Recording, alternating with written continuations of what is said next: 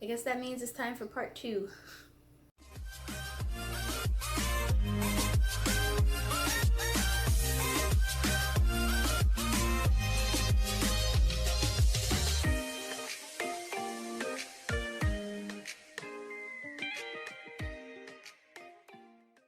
Hey guys, it's CC Lesson 3. Welcome back to my channel.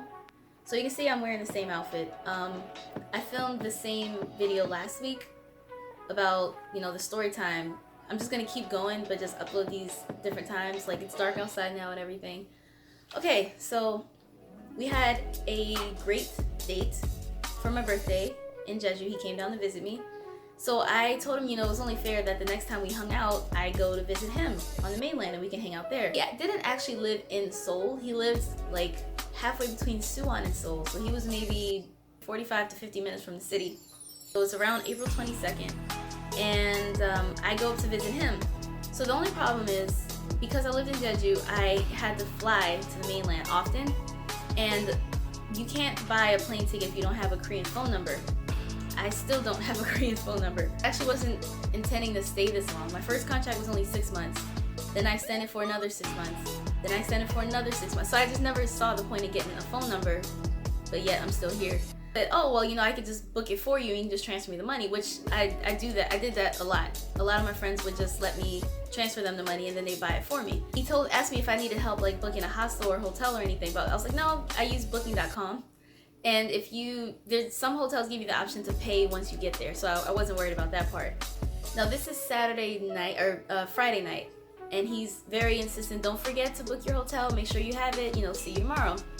So the next morning, he agrees to meet me at the airport. So I arrive in Gimpo, I see him like very tired, just sitting out, sprawled out, and he smells like straight up soju and cigarettes.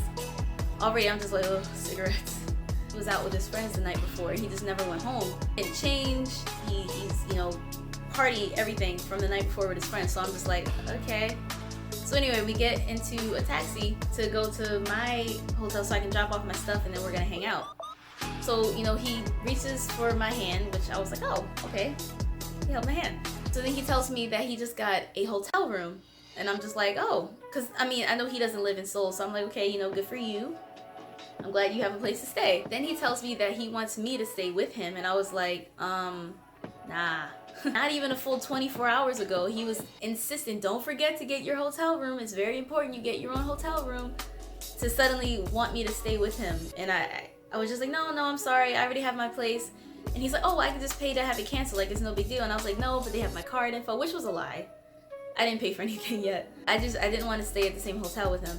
He's like, oh, but I think mine is nicer. It's a really nice hotel. I'm like, dude, it's fine. I don't want to. I would be uncomfortable. Like, I'm trying to be honest with you. I would be uncomfortable. And he said, oh, well, I got 2 beds. It's no big deal. And I'm like, yeah, I'm good. Like, that's sweet, but no thank you. And then I remember he, took his hand away and didn't want to hold my hand anymore.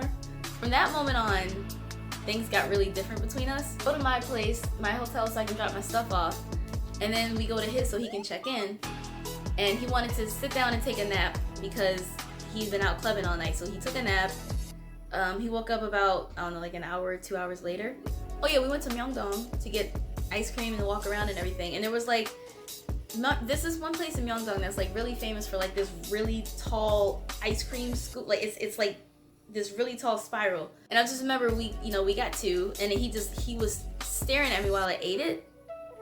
And I'm just kind of looking at him, and I'm just turning away from him while I eat it. And then we passed a lingerie shop. And he nudges me in the shoulder, points and winks, and I'm just like, oh god. He started to get really suggestive about stuff. So I was just like, oh boy. Here we go.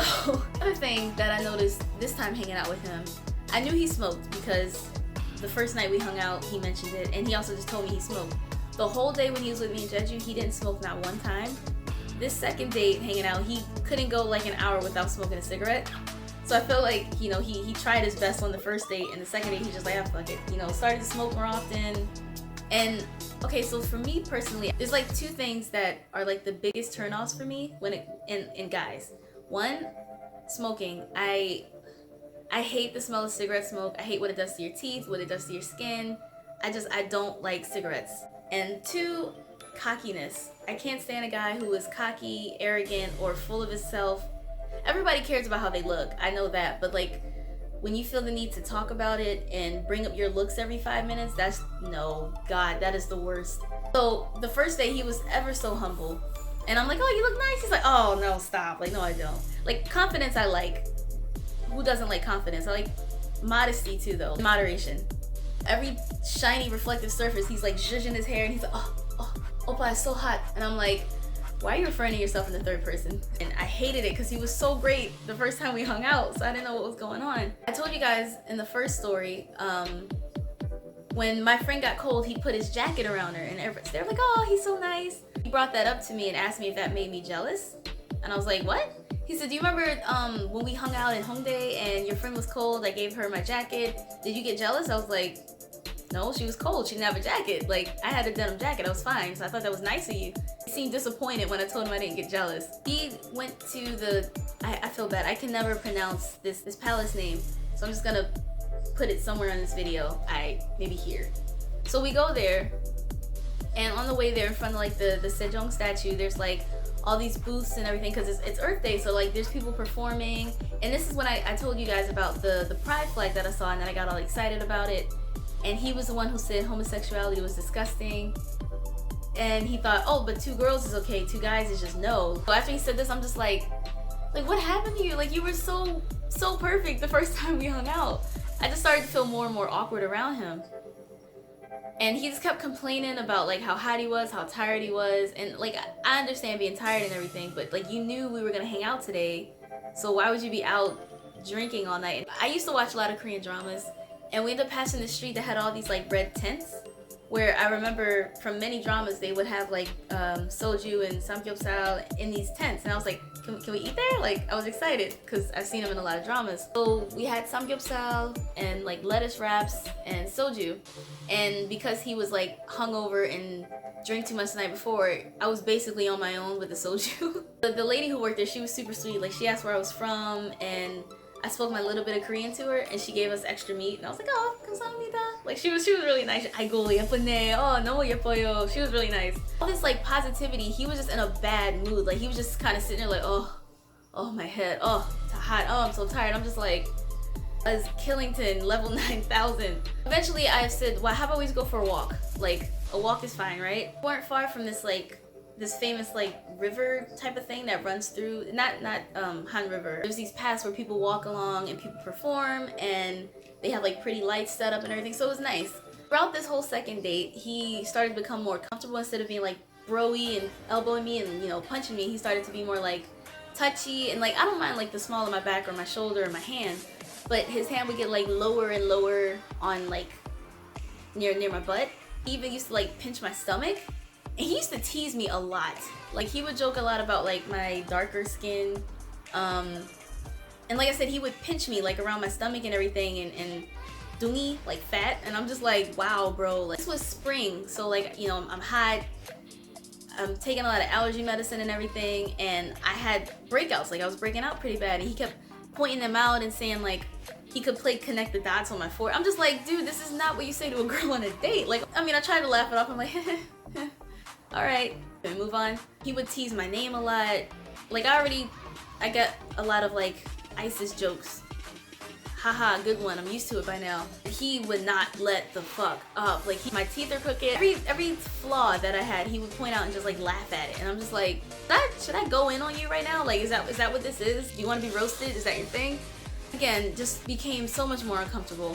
And as he became more and more handsy, I just decided to finally say, look, you know, it's cool if you want to put your arm around me or your hand on my back, that's fine, hold hands, but like I don't really like when you like grab my stomach or like grab my butt, you know, it makes me uncomfortable. Well, he seemed to understand. He's like, oh, okay, I'm sorry. Like he was being an asshole. He started to be like a smart ass. So he would like accidentally rub elbows with me and be like, oh wait, I'm sorry, does that make you uncomfortable? Or he would like try to reach for my hand and say, wait, does that make you uncomfortable? I'm just like, I want to go home. Next day, we had like arranged a bus tour. I like bus tours. So we were gonna go on a bus tour. Seemed like a safe bet. And it's a Sunday, so I had a flight to catch, so we couldn't really hang out too long anyway, so I figured what's the harm? We were supposed to see the new Final Fast and Furious movie. On the bus tour, you know, we're on the roof deck. I don't know why he wanted to sit up there, because he was just complaining yesterday about how hot it was. So now he wants to sit out right under the sun. So we go up there, and he's just like, oh, whoa. And then like he's looking in like the back of his phone. He's like, oh, so handsome. And he's like, oh, you're lucky. And I'm just like, am I though? I wouldn't really call this luck. I don't really feel that lucky right now. He obviously could tell like I was very quiet and uncomfortable. He's like, are you okay? And I was like, kind of. I'm tired. I don't know. Like, I didn't want to just drill into him about how miserable I was the day before. But at the same time, I didn't want to lie and say, yeah, I'm fine. I'm good. Everything's great. And kind of lucky for me, on the bus tour, we got stuck in traffic pretty bad, so we didn't have time to see the movie. So after the bus tour, I just went straight to Gimpo and went home. And after that, a few awkward cacao messages. And you know, we ended pretty understandably, like it was kind of amicable. I just told him, he was like, oh, you know, you seem uncomfortable. We don't really talk as much these days. And I'm like, I'll just be honest, I don't think we're really compatible. Like, all into how he looks. I try to keep myself modest and humble. He likes to make fun of people, I don't. Things like that, differences like that. And he said, you know, okay, I understand. I hope you have good memories in Korea. But a few months later, in July of last year, we stopped talking like Kakao, but we still followed each other on Instagram. And I saw in his Instagram story that he was at that NBA Buzzer Beat show, and I was there too, because I wanted to see Dean. The Buzzer Beat Festival was like this 9-hour thing. I didn't know it was gonna be so long. I just went, they had like a lot of people, like even Jay Park was there, but I'm not really the biggest Jay Park fan. He's cool, but just not for me.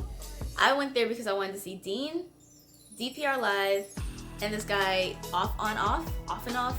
He has a song called Photograph that is everything, and he performed, like it was a good show. On his Instagram story, that he was there too, and I was like, oh, did you enjoy the show? I saw you were at the Buzzer Beat. I was there too. He's like, oh, did you enjoy Dean? I know you like Dean. I was like, I enjoyed it. Like, it was a good show. Yeah, that was my first dating experience in Korea. The first guy I dated here. It wasn't so bad. It was one really good date followed by one awkward bad date. So yeah, thanks for watching. If you did, be sure to like, share, comment, and subscribe. I'll see you guys next time. Annyeong.